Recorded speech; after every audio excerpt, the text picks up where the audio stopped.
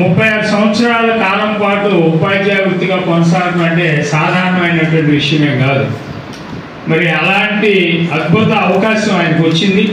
మరి రేపు ఉద్యోగ విరమణ చేస్తున్న సందర్భంగా మరి మన పాఠశాలలో ఏర్పాటు చేసినటువంటి ఈ కార్యక్రమానికి హాజరైన వారి దంపతులకు, మరి మన పాఠశాల ఉపాధ్యాయులు సిబ్బంది అందరికీ కూడా, మరి వారి తరఫున హాజరైనటువంటి బంధుమిత్రులందరికీ కూడా ధన్యవాదాలు తెలియజేస్తూ వారు శుభశాంతులతో భోగభాగ్యాలతో రాబోయే రోజుల్లో మరి నిండు నూరేళ్ల పాటు ఆనందమయమైన జీవితం గడపాలని, అందుకు ఆ దేవదేవుడు ఆ కుటుంబాన్ని, మన డ్రాయింగ్ సార్ని, వారి బిడ్డల్ని, మేడం గారిని, వారి కుటుంబం యావత్తు వారి కుటుంబం అందరినీ కూడా ఆ దేవదేవుడి యొక్క దీవెనలతో పని అయినా కానీ నన్ను ఇంతకుముందు చెప్పారు కదా బాలరాజు గారు, చిత్రత కానీ అందరి ముందు కూడా నన్ను బాబాయ్ అనే పిలుస్తారు.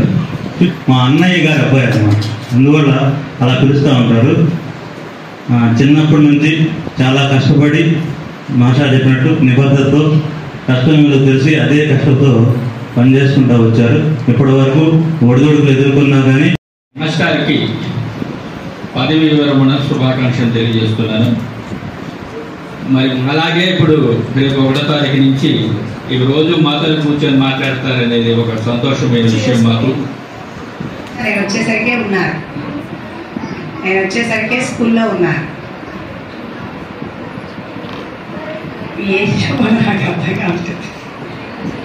ఆయన చాలా సహకారంగానే ఉండేవారు.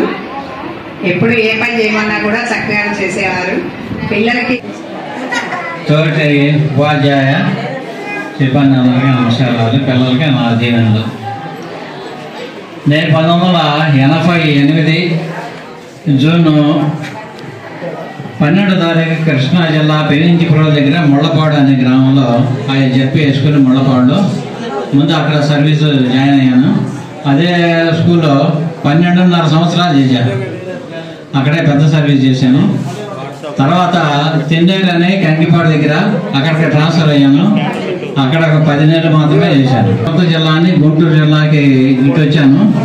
కట్టివరం విలేజ్లో 2002 దగ్గర నుంచి 2011 దాకా, అంటే 9.5 సంవత్సరాలు అక్కడ పనిచేశాను.